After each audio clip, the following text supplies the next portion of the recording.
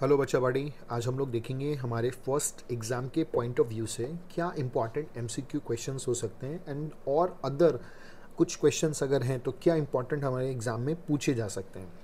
देखो, इसमें हम सारे क्वेश्चंस नहीं डिस्कस करेंगे, जो भी इम्पॉर्टेंट है, ठीक है, जो थोड़े डिफरेंट क्वेश्चंस हैं हम उन्हीं को एक बार डिस्कस करेंगे। और ये पूरा पीडीएफ मैं इस वीडियो के साथ अटैच कर दूंगा, आप आराम से एक्सेस कर सकते हैं इसको। ठीक है, सो हम लोग पहले फर्स्ट एमसीक्यू डिस्कस करते हैं। इसमें बोला है कि विच of the following set of phenomena would increase on raising the temperature. देखो, टेम्परेचर के बढ़ाने से इवोपरेशन बढ़ेगा, दैट वी नो। टेम्परेचर के बढ़ाने से गैस होगा expand, that also we know. And temperature के बढ़ाने से डिफ्यूजन बढ़ेगा। कैसे? डिफ्यूजन का मतलब क्या होता है? Movement of air molecule from higher concentration to lower. अब ये जो मूवमेंट है ये क्या हो जाएगा? इंक्रीज हो जाएगा। ये मूवमेंट इंक्रीज हो जाएगा अगर टेम्परेचर बढ़ा तो। ठीक है, गैस विल मूव फास्टर। तो इसका आंसर सी आएगा। हमेशा मैंने आपको बोला है कि गैस को कैसे लिक्विफाई करेंगे। गैस को हमेशा लिक्विफाई करने के लिए हाई प्रेशर लगाना पड़ता है एंड लो टेम्परेचर लगाना पड़ता है। ठीक है, तो ये बात आपको हमेशा ध्यान रखनी है। सी ऑप्शन आएगा। ठीक है, फ्लूइड्स किसको कहते हैं? जो भी चीज़ फ्लो कर सकती है उनको फ्लूइड्स बोलते हैं, जैसे गैस एंड लिक्विड दोनों आएगा इसके अंदर। ठीक है, फिर नेक्स्ट इंपॉर्टेंट क्वेश्चन जो हमें डिस्कस करना है वो है ये रहा कि in which of the following condition the distance between the molecule of hydrogen gas would increase. मतलब हाइड्रोजन गैस के मॉलिक्यूल के बीच में जो डिस्टेंस वो बढ़ेगा किस केस में? इन शॉर्ट अगर मैं बोलूँ, इंटरमॉलिक्यूलर स्पेस किस में बढ़ेगा या किस सिचुएशन में बढ़ेगा? देखो, अगर कुछ हाइड्रोजन गैस कंटेनर से बाहर निकलते हैं तो कंटेनर के अंदर जब रहेंगे मॉलिक्यूल पास पास रहेगा, जैसे ही कंटेनर से बाहर निकलेंगे तो मॉलिक्यूल के बीच में जो स्पेस है वो क्या होगा? इंक्रीज हो जाएगा। ठीक है, अगर आप adding more hydrogen gas to the container without increasing the volume of the, तो यहाँ तो पास आ जाएंगे। Increasing the volume of the container of the hydrogen gas, yes, if we increase the volume. मान लो कि एक कंटेनर है, उसमें 4 हाइड्रोजन गैस के मॉलिक्यूल है, राइट? तो अभी ये पास पास है और ये अगर कंटेनर की साइज में बढ़ा दो, मतलब वॉल्यूम बढ़ा दो, और उसमें अभी भी 4 ही हाइड्रोजन के मॉलिक्यूल है, तो इनके बीच में जो स्पेस है पहले के कंपैरिजन में क्या हो गया? बढ़ गया। So we will say that third option में स्पेस बढ़ेगा, यानी कि दोनों मॉलिक्यूल के बीच में। सेकंड में भी स्पेस बढ़ेगा, तो ऑप्शन सी आएगा। तो अच्छा क्वेश्चन था, ये ध्यान रखिएगा। ठीक है, फिर नेक्स्ट क्वेश्चन पे आता है। Now again 12th number question is very very important. हमें क्या बोला है कि एक स्टूडेंट जो है आइस रखा हुआ है, heats a beaker containing ice and water. ठीक है, तो उसके पास एक बीकर है जिसमें आइस और वाटर दोनों है और वो उसको क्या कर रहा है? हीट कर रहा है। हमने सीखा है ना, जब भी हम आइस को हीट करेंगे तो सबसे पहले उसके इंटरमॉलिक्यूलर फोर्स ऑफ अट्रैक्शन को ओवरकम करने के लिए जो हीट लगेगा उसको क्या बोलते हैं? Latent heat. उस समय टेम्परेचर क्या रहता है? कांस्टेंट। और जैसे आइस से वाटर होगा तो ग्राफ ऊपर की तरफ जाएगा, which means we will go with option number D. यहाँ पे देखो, पहले कांस्टेंट है क्योंकि यहाँ पे आइस वाटर में कन्वर्ट हो रहा है और जब वाटर में कन्वर्ट हो गया तो इसका टेम्परेचर क्या होगा? बढ़ जाएगा। ठीक है, so it was a good question. फिर हम लोग आते हैं नीचे। Osmosis is a special kind of diffusion. बच्चा, बट एक बात मुझे बताओ, हमने सीखा ना डिफ्यूजन एंड ऑस्मोसिस में क्या डिफरेंस है? डिफ्यूजन का मतलब क्या होता है? गैसियस पार्टिकल का हायर कॉन्सेंट्रेशन से लोअर कॉन्सेंट्रेशन में जाना। पर डिफ्यूजन में कोई भी सेमी परमेबल मेम्ब्रेन या कोई भी मेम्ब्रेन की जरूरत नहीं होती है, वाइल ऑस्मोसिस में होती है। तो हम बोल सकते हैं ना कि ऑस्मोसिस डिफ्यूजन का एक स्पेशल काइंड है, बिकॉज ऑस्मोसिस में ये परमेबल मेम्ब्रेन की जरूरत पड़ती है, which is not in diffusion. तो I think this is easy one, we can go with it. ठीक है, नाउ 20 नंबर एमसीक्यू, अगेन बहुत अच्छा एमसीक्यू है। क्या बोला है इसके अंदर? A glass tumbler containing hot water is kept in the freezer compartment of a refrigerator. सुनना, एक बहुत ही गर्म पानी को हमने रेफ्रिजरेटर में रख दिया, तो हमें बताया, पूछा गया कि क्या ग्राफ होगा। भाई देखो, सबसे पहले तो जब एकदम गर्म पानी होगा मतलब उसमें बहुत सारे वेपर होंगे। वेपर पहले किस में कन्वर्ट होगा? नॉर्मल वाटर के फॉर्म में। वाटर फिर किस में कन्वर्ट होगा? आइस में जाएगा। ठीक है, तो हम ये देखेंगे कि वेपर, सबसे पहले देखो ग्राफ कैसे आएगा, ए ऑप्शन इसका आंसर है, देखना नोटिस करना। ग्राफ कैसे आएगा, सबसे पहले टेम्परेचर धीरे धीरे धीरे नीचे आएगा, वेपर धीरे धीरे नॉर्मल वाटर में कन्वर्ट हुआ, जो भी हॉटनेस था वाटर का वो धीरे धीरे नीचे आया। फिर एक पॉइंट पे जब 0 डिग्री सेल्सियस पे आएगा वो वाटर किस में कन्वर्ट होगा, आइस में। तो उस टाइम पे जब स्टेट चेंज होता है तो टेम्परेचर क्या रहता है, कॉन्स्टेंट। एंड फाइनली जब आइस बन जाएगा तो टेम्परेचर और गिरेगा। So this is going to be the correct graph. 21 में हमें बोला है कि सबसे ज़्यादा इवेपोरेशन का रेट किस में हाई होगा, तो भाई सीधी सी बात है सी ऑप्शन में आएगा, बिकॉज सी ऑप्शन में विंड स्पीड भी है एंड टेम्परेचर भी रहेगा। So in both the scenario it will be more. ठीक है, so this is all about chapter 1 का MCQ। ठीक है, अब हम लोग आते हैं बायोलॉजी के चैप्टर के ऊपर। हम इनमें से किसको क्रिस्टल के फॉर्म में कन्वर्ट कर सकते हैं। See, a virus can be converted into crystal. So the answer will be virus.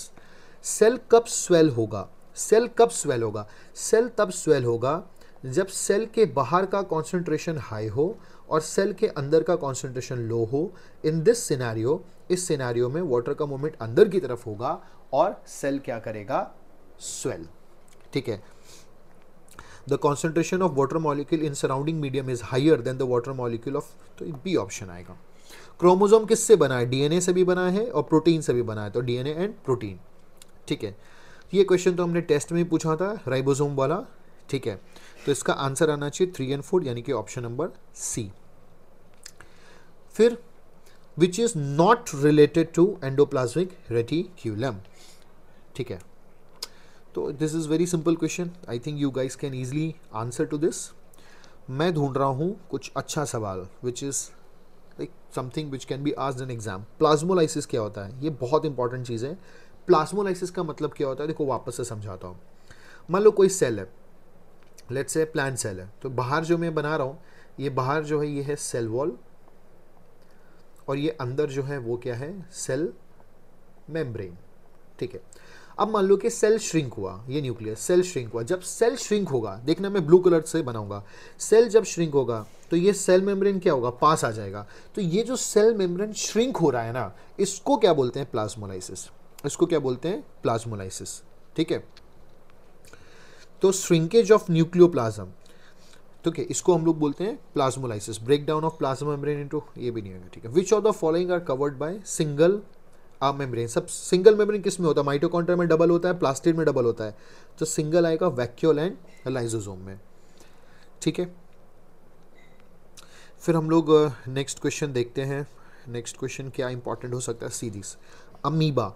Amoeba जो फूड लेता है उस प्रोसेस को क्या बोलते हैं, एंडोसाइटोसिस। एंडो मतलब फूड एंटर कर रहा है, एक्सो मतलब फूड एग्जिट कर रहा है, मतलब this is process of excretion. Exocytosis मतलब जब अमीबा बॉडी से फूड रिलीज करता है उसको एक्सोसाइटोसिस बोलते हैं। जब वो फूड इंगल्फ करता है, यानी कि एंटर करता है, तब उसको क्या बोलते हैं, एंडोसाइटोसिस। ठीक है, which of the following is not made up of cellulose, तो इसका आंसर बैक्टीरिया आएगा। Bacteria is not made up of cellulose. Silver nitrate solution is used to study Golgi apparatus। ठीक है, फिर अब आते हैं, ये सारे जो क्वेश्चन है 22, 23 हमारे नोट्स में, आप वहाँ से उसको एक्सेस करो, इजी क्वेश्चन है। This is micrometer 10⁻⁻⁶ metre.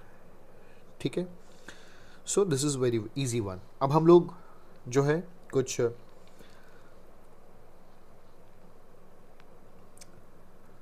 Important questions देख लेते हैं जो हमारे एग्जाम से प्रोबेबली पूछे जा सकते हैं। तो इंपॉर्टेंट क्वेश्चन है,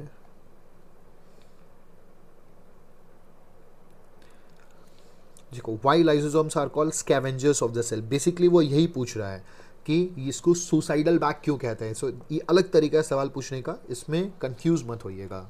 ठीक है, ये क्वेश्चन ऑलरेडी हमने क्लास में डिस्कस किया, एक बार वापस से आपको बताता हूँ। देखो, ड्राई है, प्योर वाटर में रखोगे स्वेल होगा, फिर शुगर में रखोगे श्रिंक होगा,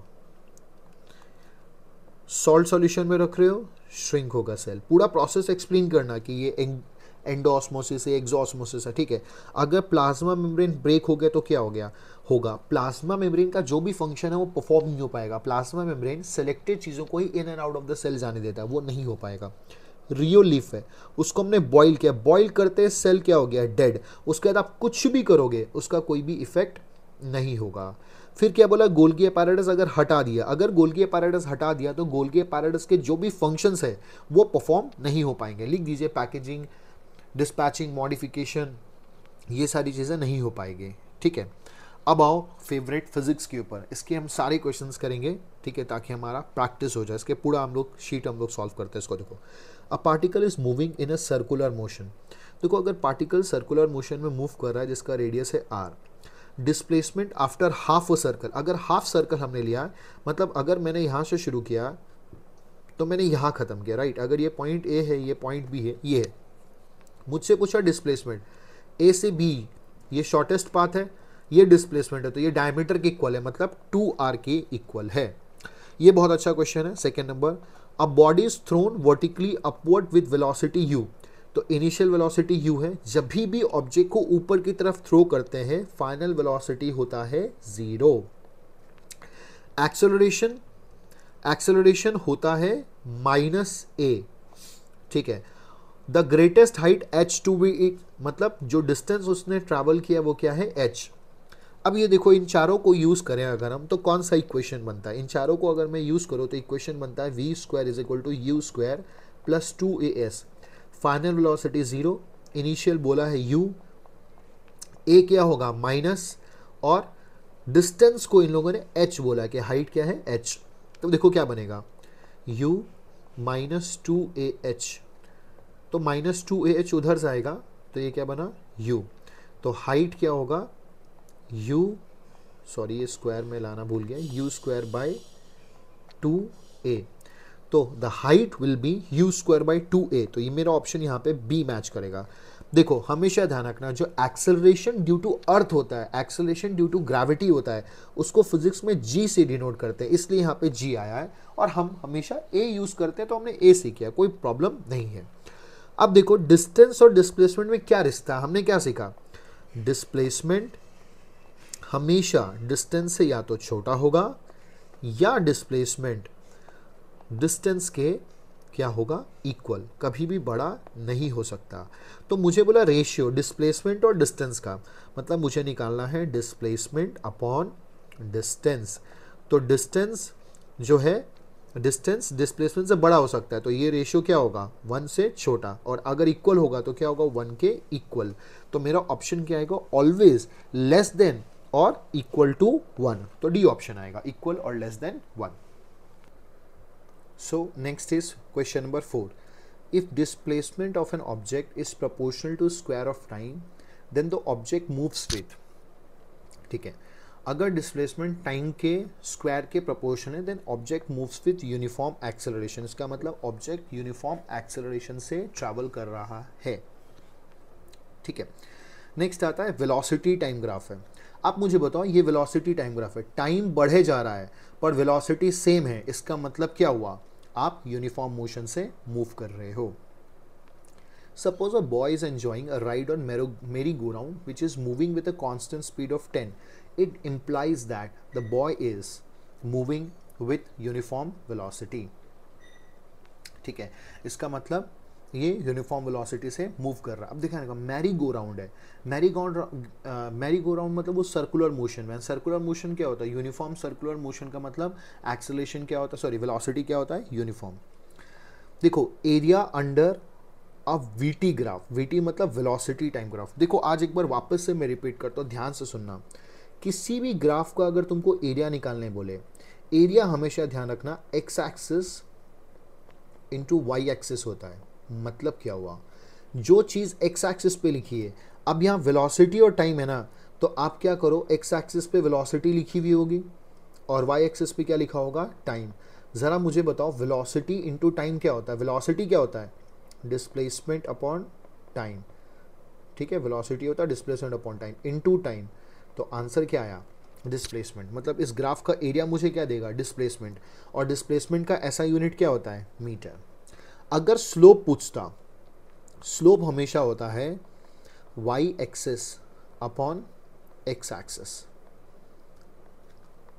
ठीक है, तो वेलोसिटी टाइम ग्राफ कैसा बनेगा, यहाँ वेलोसिटी होगा, यहाँ टाइम होगा, मतलब वाई पे क्या लिखा है, velocity, velocity upon time. Velocity upon time क्या होता है? एक्सेलरेशन। तो अगर मुझसे स्लोप पूछता तो इसका आंसर क्या आता? एक्सेलरेशन। तो हमेशा ध्यान रखना, अगर कभी भी हमसे एरिया पूछे, किसी भी चीज़ का एरिया पूछे, तो एरिया मतलब इस दोनों क्वांटिटी को आपस में क्या करना है? मल्टीप्लाई, जो भी ग्राफ है। और अगर हमसे पूछे कि स्लोप क्या है, तो स्लोप क्या होगा? वाई एक्सिस पे जो लिखा है अपॉन एक्स एक्सिस पे। जैसे और अगर एग्जाम्पल मैं आपको दूं तो ऐसा समझो, मुझे बोला हुआ है कि डिस्टेंस टाइम ग्राफ है। किसका ग्राफ है? Distance time graph. तो इसका पूछो स्लोप क्या देगा? स्लोप क्या होगा? जो वाई एक्सिस पे लिखा है, वाई एक्सिस पे क्या लिखा है? डिस्टेंस, अपॉन जो एक्स एक्सिस पे लिखा है, यहाँ क्या लिखा है? Time. And distance upon time क्या होता है? स्पीड। मतलब इस ग्राफ का स्लोप मुझे क्या देगा? स्पीड। और अगर हम एरिया देखें तो एरिया क्या होता है? दोनों चीज़ों का मल्टीप्लिकेशन, यानी कि डिस्टेंस अपॉन टाइम। और डिस्टेंस अपॉन टाइम कुछ नहीं होता ना, इसका मतलब इस ग्राफ का एरिया से मुझे कुछ नहीं मिलेगा, यानी कि मेरे काम की चीज़ सिर्फ क्या है? स्लोप। ठीक है, नेक्स्ट अब आओ। 4 कार है, ठीक है, वो लोग मूव कर रहे हैं, उनका डिस्टेंस टाइम ग्राफ दिया, मुझे पूछा है कि कौन सी कार फास्ट है। फास्ट मतलब मुझे स्पीड निकालना है। अभी जस्ट मैंने आपको सिखाया स्पीड कैसे निकलता है? स्लोप से, Y axis upon X axis. आप देखो किसका एंगल बड़ा है? बी का, ए का, डी का या सी का? सबसे ज्यादा एंगल बड़ा है सी का। इसका मतलब सबसे बड़ा स्लोप किसका है? सी का। या सबसे फास्ट कौन दौड़ रहा है? सी। तो देखो, A is faster than D, wrong. A तो पीछे D के। B is the slowest, yes. D is faster than C, wrong. C is the slowest, wrong. तो ऑप्शन B आएगा। ठीक है, uniform motion, equal distance and equal time, तो ये option आएगा। वापस से देखो, स्लोप पूछा है सर, आपने भी जस्ट सिखाया स्लोप क्या होता है? जो y एक्सिस पे लिखा होता है डिवाइड जो x एक्सिस पे लिखा है, तो वहां पे वेलोसिटी अपॉन टाइम, तो मुझे क्या मिलेगा? एक्सेलरेशन। ठीक है, next. In which of the following cases of motion the distance moved and the magnitude of displacement are equal? Distance and displacement कब equal होगा? जब कार straight line पे चल रही है तो। ठीक है, the displacement of a moving object in a given interval of time is 0. Would the distance travel be 0? नहीं, ज़रूरी नहीं है। displacement अगर 0 है तो ज़रूरी नहीं है कि distance भी 0। displacement 0 कब होगा? जब initial और final point क्या हो? same. How will the equation of motion for an object moving with uniform velocity change? ये बहुत अच्छा क्वेश्चन है। न्यूटन के 3 इक्वेशन है। ठीक है बच्चा बड़े, देखो v equal to u plus a t. अगर क्या बोला है? अगर क्या है? अगर यूनिफॉर्म वेलोसिटी है, वेलोसिटी यूनिफॉर्म है मतलब स्पीड क्या है? सेम। u और v क्या है? सेम। ठीक है, u और v क्या है? सेम। तो इसका मतलब सब ये क्या हो गया? 0। हमेशा ध्यान रखना, न्यूटन का जो भी इक्वेशन है वो एक्सेलरेशन पे डिपेंड करता है। और एक्सेलरेशन क्या बोलता है? कि स्पीड में क्या आना चाहिए? चेंज।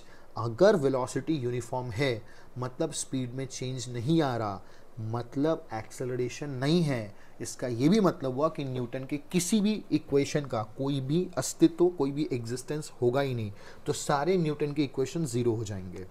ठीक है, मुझसे क्या पूछा है? Plot a velocity time graph. मुझे डिस्प्लेसमेंट और टाइम दिया है, मुझे बोला वेलोसिटी और टाइम का ग्राफ बनाने के लिए। देखो बहुत सिंपल है, बताते हैं।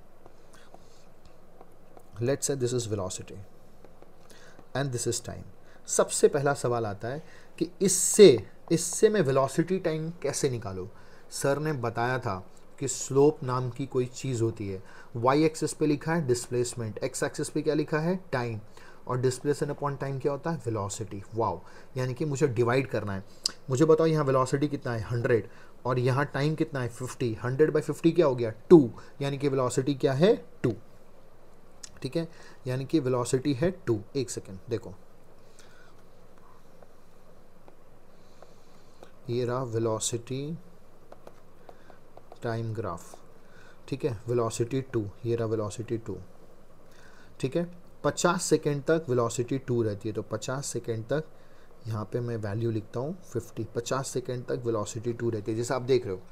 फिर यहाँ देखो, अगले 50 सेकेंड पे सेम कितना डिस्प्लेसमेंट है? 100, पर नीचे की तरफ आ रहा है। मतलब नेक्स्ट 50 सेकेंड पे वेलोसिटी, नेक्स्ट 50 सेकेंड पे जो वेलोसिटी है वो क्या हो जाएगी? -2 हो जाएगी। नेक्स्ट 50 सेकेंड पे वेलोसिटी क्या हो जाएगी? -2। देखो वापस से समझाता हूँ, सुनना।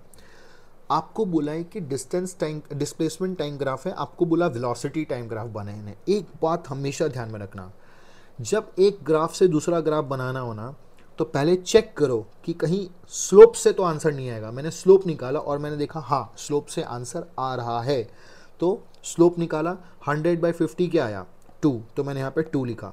फिर देखा यहाँ पे डिफरेंस कितना है 50 का, और ये 100 से 0 पे आया, तो डिफरेंस कितना है 100 का, तो फिर से क्या आएगा 2, बट इस बार माइनस का क्योंकि नीचे की तरफ जा रहा है। ठीक है, 15 क्वेश्चन बहुत ईजिली आप कर पाओगे, 16 भी आप कर पाओगे। 17 देखो मुझे क्या बोला है, find its acceleration, velocity time graph दिया है। ठीक है, देखो वेलोसिटी टाइम ग्राफ दिया, बहुत ध्यान से देखना। टाइम बढ़ रहा है पर वेलोसिटी सेम है, इसका मतलब एक्सेलरेशन क्या है 0। वेलोसिटी कितनी दिख रही है 20। मुझे क्या पूछा है, डिस्टेंस बताओ 15 सेकेंड में, एक्सेलरेशन 0 है, 15 सेकेंड बताओ। अगर 20 की स्पीड से चल रही है तो 15 सेकेंड में कितना चलेगी 300 मीटर। सिंपल। सर आपने न्यूटन का इक्वेशन क्यों नहीं यूज़ किया, बिकॉज एक्सेलरेशन क्या आया 0।